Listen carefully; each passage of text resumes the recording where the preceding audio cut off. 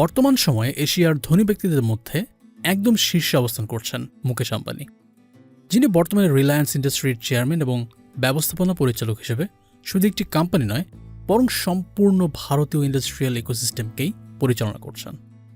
যে কোম্পানিটির বিস্তৃতি রয়েছে টেক্সটাইল থেকে শুরু করে জ্বালানি, টেলিকম এবং রিটেল পর্যন্ত।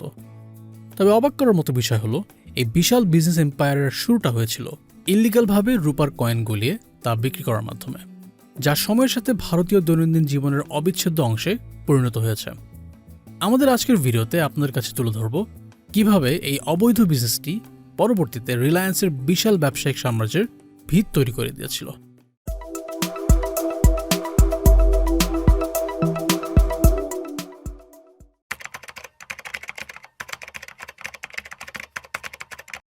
রিলায়েন্সের শুরুটা হয়েছিল মুকেশ আম্বানির বাবা ধীরাজলাল হীরাচাঁদ আম্বানির হাত ধরে, যাকে বিশ্বব্যাপী মানুষ ধীরুভাই আম্বানি নামে চেনেন। 1932 সালে ভারতের গুজরাটের ছোট্ট গ্রাম চৌরওয়াডে একটি সাধারণ পরিবারে জন্মগ্রহণ করেন ধীরুভাই আম্বানি। তার বাবা ছিলেন একজন স্কুল শিক্ষক। 7 সদস্যের পরিবার নিয়ে সে সময় তারা একটি ছোট্ট 2 কক্ষের ঘরে থাকতেন। এই সীমাবদ্ধতার মাঝেও ছোটবেলা থেকেই ধীরুভাই আম্বানি সবসময় বড় কিছু করার স্বপ্ন দেখতেন। মাত্র 12 বছর বয়সে তিনি শিক্ষার উদ্দেশ্যে জুনাগড়ে চলে যান এবং আর্থিক সমস্যার কারণে সেখানে ফ্রি স্টুডেন্ট হিসেবে পড়াশোনা করেন। আর্থিক সীমাবদ্ধতার কারণে ম্যাট্রিকুলেশন শেষ করার পর ধীরুভাইয়ের পড়াশোনা আর এগোতে পারেনি। এ সময় তিনি এক কঠোর বাস্তবতার মুখোমুখি হন, যেখানে তার আর্থিক সংকট এবং কোনো ব্যবসায়িক পটভূমি না থাকার কারণে সামনের পথ ছিল একেবারে অস্পষ্ট। যেখানে সে সময়ের অনেক তরুণ গুজরাটি ছেলেদের মতোই ধীরুভাই কাজের উদ্দেশ্যে বিদেশে যাওয়ার সিদ্ধান্ত নেন, যার প্রেক্ষিতে মাত্র 17 বছর বয়সে তিনি একটি জাহাজে করে ইয়েমেনের এডেন শহরে যান। সে সময় এডেন ছিল বিশ্বের দ্বিতীয় ব্যস্ততম বাণিজ্যিক ও তেল বঙ্কারিং পোর্ট, যেখানে ধীরুভাই এ বেজেন কোম্পানিতে চাকরি পান। ওই সময় এ বেজেন কোম্পানিটি ছিল সুয়েজ ক্যানালের সবচেয়ে বড় ট্রান্সকন্টিনেন্টাল ট্রেডিং ফার্ম, যেখানে প্রাথমিকভাবে তাকে ঘন্টার পর ঘন্টা রোদে দাঁড়িয়ে যানবাহনে পেট্রোল লোড করতে হতো। একই সঙ্গে তিনি কোম্পানিটির জন্য শেলের পেট্রোলিয়াম প্রোডাক্টগুলো বাজারজাত করতেও সাহায্য করতেন। মূলত ধীরুভাই তার মানসিকতার কারণে সেই সময়ের অন্য প্রবাসী কর্মীদের থেকে আলাদা হয়ে দাঁড়ান। সারাদিন কাজ শেষে তিনি এডেনের ব্যস্ত বাজারগুলোতে হাঁটতেন, যেখানে তিনি এডেনের ব্যবসায়ী, সাপ্লাই চেইন এবং পণ্যের মূল্য নির্ধারণ ব্যবস্থাগুলো মনোযোগ দিয়ে পর্যবেক্ষণ করতেন, যে কারণে তিনি এই সময়ের তার ব্যবসায়িক যাত্রা শুরু করার প্রাথমিক সুযোগটিও খুঁজে পান।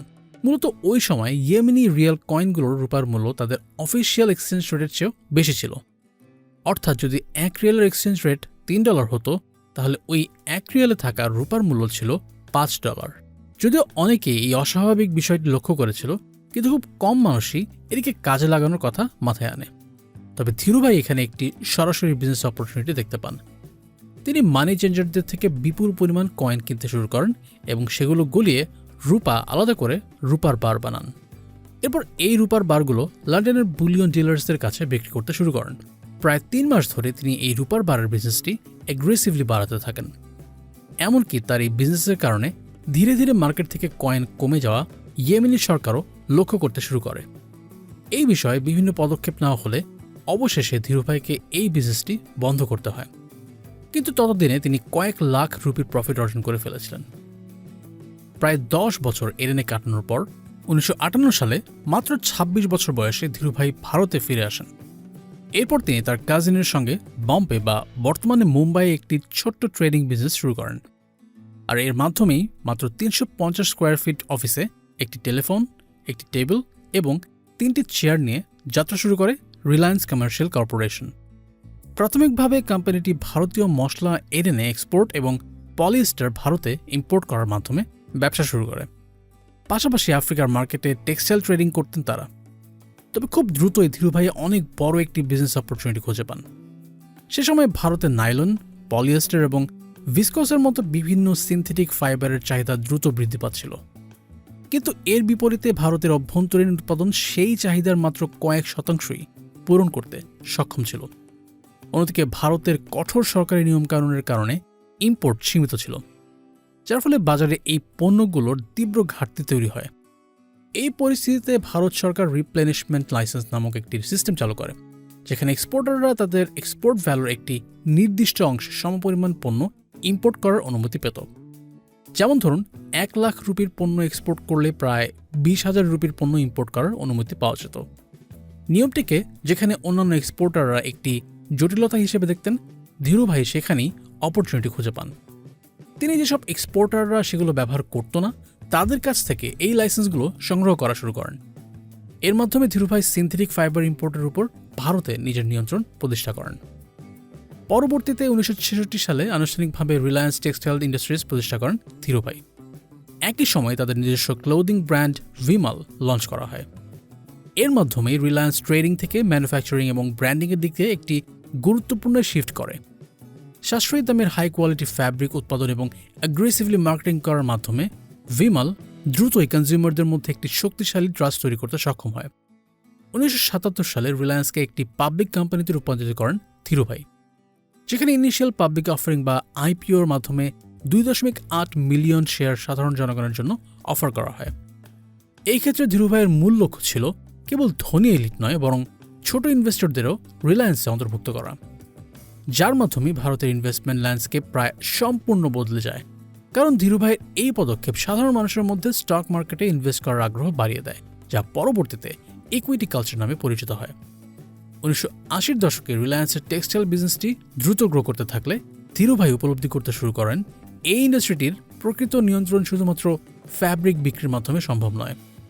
এই ক্ষেত্রে প্রোডাকশনের গুরুত্বপূর্ণ কাঁচামালের জন্য এক্সটার্নাল সাপ্লায়ারদের উপর নির্ভরশীলতা বিজনেসের ঝুঁকি বাড়িয়ে দিতে পারত। এই চ্যালেঞ্জ মোকাবেলার জন্য রিলায়েন্স নিজস্বভাবে পলিয়েস্টার এবং সিনথেটিক থ্রেডের জন্য প্রয়োজনীয় কেমিক্যাল এবং ফাইবার উৎপাদন করতে শুরু করে, যার মাধ্যমে তারা নিরবচ্ছিন্ন সাপ্লাই, কনসিস্টেন্ট কোয়ালিটি এবং দ্রুত প্রোডাকশন নিশ্চিত করতে সক্ষম হয়। এই ব্যাকওয়ার্ড ইন্টিগ্রেশন স্ট্র্যাটেজির ফলে কোম্পানিটি একদিকে যেমন কয়েক মিলিয়ন কনজিউমারের গ্রোয়িং ডোমেস্টিক ডিমান্ড পূরণ করতে সক্ষম হয়, অন্যদিকে উৎপাদন খরচও কার্যকরভাবে কন্ট্রোলে থাকে। এই সফলতার উপর ভিত্তি করে রিলায়েন্স ইন্ডাস্ট্রিজ 1980-র দশকেই আগ্রাসীভাবে পেট্রোকেমিক্যাল সেক্টরে এক্সপ্যান্ড করে, যেখানে গুরুত্বপূর্ণ কাঁচামাল নিজস্বভাবে উৎপাদনের মাধ্যমে সাপ্লায়ারদের উপর নির্ভরশীলতা কমিয়ে আনা হয় এবং উল্লেখযোগ্যভাবে প্রফিট মার্জিন বাড়ানো হয়। 1991 সালে গুজরাটের হাজিরাতে রিফাইনারি নির্মাণের মাধ্যমে রিলায়েন্স ইন্ডাস্ট্রিকে অয়েল রিফাইনিং সেক্টরে প্রবেশ করেন ধীরুভাই। পরবর্তীতে 1999 সালে গুজরাটের জামনগরে প্রতিদিন 1.4 মিলিয়ন ব্যারেল ধারণ ক্ষমতার একটি রিফাইনারি নির্মাণ করা হয়, যা এখন পর্যন্ত বিশ্বের সবচেয়ে বড় অয়েল রিফাইনারি। এর মাধ্যমে রিলায়েন্স একটি টেক্সটাইল ফার্ম থেকে সম্পূর্ণভাবে একটি ইন্টিগ্রেটেড ইন্ডাস্ট্রিয়াল এবং এনার্জি পাওয়ার হাউসে পরিণত হয়। 2002 সালে ধীরুভাই আম্বানির মৃত্যুর সময় তিনি কোনো উইল রেখে যাননি, যা পরবর্তীতে তার দুই ছেলে মুকেশ আম্বানি এবং অনিল আম্বানির মধ্যে বড় ধরনের বিরোধের কারণ হয়ে দাঁড়ায়। এমনকি এই পারিবারিক দ্বন্দ্ব দ্রুতই প্রকাশ্যে চলে আসে, যার প্রভাব পড়তে শুরু করে রিলায়েন্সের স্টক প্রাইসের উপর। এমনকি এক পর্যায়ে এই পারিবারিক দ্বন্দ্বের জন্য ভারতের অর্থ মন্ত্রণালয়ের হস্তক্ষেপ পর্যন্ত প্রয়োজন হয়, যা প্রমাণ করে ধীরুভাই আম্বানি তার জীবনকালে রিলায়েন্সকে এতটাই বড় করে তুলেছিলেন যে কোম্পানিটি সরাসরি ভারতের অর্থনীতির অন্যতম একটি ভিত্তিতে পরিণত হয়। পরবর্তীতে 2005 সালে তাদের মা কোকিলাবেন আম্বানি এই বিশাল ব্যবসায়িক সাম্রাজ্যটিকে দুই ভাইয়ের মধ্যে ভাগ করে দেন, যেখানে মুকেশ আম্বানি রিলায়েন্স ইন্ডাস্ট্রিজের অধীনে অয়েল এবং গ্যাস অপারেশনের মালিকানা পান। অন্যদিকে অনিল আম্বানি টেলিকমিউনিকেশন, ফাইন্যান্স এবং ইনফ্রাস্ট্রাকচার সংশ্লিষ্ট ব্যবসাগুলোর দায়িত্ব গ্রহণ করেন। পরবর্তী বছরগুলোতে মুকেশ আম্বানির স্ট্র্যাটেজিগুলো অনেক বেশি সাস্টেইনেবল প্রমাণিত হয়। অন্যদিকে অনিল আম্বানির বিভিন্ন ভেঞ্চার বড় ধরনের চাপের মুখে পড়ে এবং শেষ পর্যন্ত তাকে রিলায়েন্স কমিউনিকেশনস বিক্রি করতে হয়। অন্যদিকে মুকেশ নতুন নতুন সেক্টরে অ্যাগ্রেসিভলি এক্সপ্যান্ড করতে থাকেন, যার মাধ্যমে তিনি নিজের কন্ট্রোল আরও শক্ত করেন এবং রিলায়েন্স ইন্ডাস্ট্রির ভিত্তিকে আরও মজবুত করে তোলেন। এর মধ্যে সবচেয়ে বড় পরিবর্তনটি আসে 2016 সালে রিলায়েন্স জিও লঞ্চ করার মাধ্যমে। এমনকি জিও লঞ্চের মাত্র 1 মাসের মধ্যেই তাদের গ্রাহক 16 মিলিয়ন ছাড়িয়ে যায়। 83 দিনের মধ্যে এই সংখ্যা 50 মিলিয়নে পৌঁছে যায় এবং 2017 সালের ফেব্রুয়ারির মধ্যে 100 মিলিয়ন ইউজার অতিক্রম করে জিও। ইনফ্যাক্ট শুধুমাত্র জিওর মাধ্যমেই ভারতের ডিজিটাল ল্যান্ডস্কেপ প্রায় সম্পূর্ণ বদলে যায়। ভারত জুড়ে ডেটা প্যাকের দাম অস্বাভাবিকভাবে কমে যায়, যার মাধ্যমে গ্রামীণ জনগোষ্ঠীর মধ্যেও ইন্টারনেট অ্যাক্সেস ব্যাপকভাবে বিস্তৃত হয়। যে কারণে ভারতীয় অনেক বিশেষজ্ঞদের মতে জিও একাই ভারতের জিডিপিকে 5%-এরও বেশি গ্রো করতে গুরুত্বপূর্ণ ভূমিকা রেখেছে। একই সময় রিলায়েন্স একটি বিশাল রিটেইলার নেটওয়ার্ক গড়ে তোলে। ভারতের প্রায় সব শহর জুড়ে প্রায় 19,000টি স্টোর এবং মোট 79 মিলিয়ন স্কোয়ার ফিট এলাকা নিয়ে রিলায়েন্স রিটেল দেশটির বৃহত্তম রিটেল চেনে পরিণত হয়। একই সঙ্গে মিডিয়া সেক্টরে রিলায়েন্স শক্ত অবস্থান তৈরি করে, যেখানে তারা নেটওয়ার্ক 18-এর মালিকানা গ্রহণ করে। এছাড়াও কোম্পানিটি বর্তমানে বিভিন্ন ধরনের ভেঞ্চার পরিচালনা করছে, যার মধ্যে রয়েছে 600 একর জায়গা জুড়ে বিস্তৃত একটি আমের বাগান, যেখানে 127টিরও বেশি প্রজাতির আম উৎপাদন করা হয়। একই সঙ্গে 2000 সালের প্রতিষ্ঠিত রিলায়েন্স ফাউন্ডেশনের মাধ্যমে শিক্ষা ও স্বাস্থ্য খাতে বিভিন্ন উদ্যোগ গ্রহণ করা হয়, যা সমাজের উন্নয়নে গুরুত্বপূর্ণ ভূমিকা রাখছে। বর্তমানে $192.73 বিলিয়ন মার্কেট ক্যাপ নিয়ে রিলায়েন্স ইন্ডাস্ট্রিজ ভারতের বৃহত্তম প্রাইভেট কোম্পানি। অন্যদিকে রিলায়েন্স জিও বর্তমানে বিশ্বের সবচেয়ে বড় মোবাইল ডেটা নেটওয়ার্ক পরিচালনা করছে। ফোর্বসের তথ্য অনুযায়ী বর্তমানে মুকেশ আম্বানির ব্যক্তিগত সম্পদের পরিমাণ প্রায় $92.2 বিলিয়ন। তার বাসভবন অ্যান্টেলিয়া বিশ্বের সবচেয়ে ব্যয়বহুল প্রাইভেট রেসিডেন্স, যেখানে 27 তলা এই ভবনটির মূল্য প্রায় $2 বিলিয়ন। শুধুমাত্র তার বাড়ির জন্যই রয়েছে 600 জন স্টাফ, 168টি গাড়ির পার্কিং, 3টি হেলিপ্যাড, 10টি লিফট এবং এমনকি একটি কৃত্রিম স্নোরুম। বর্তমানে রিলায়েন্স ইন্ডাস্ট্রিজ টেলিকম থেকে রিটেল, এনার্জি থেকে ডিজিটাল, প্রায় প্রতিটি সেক্টর এই ভারতের মানুষের জীবনে প্রভাব ফেলছে।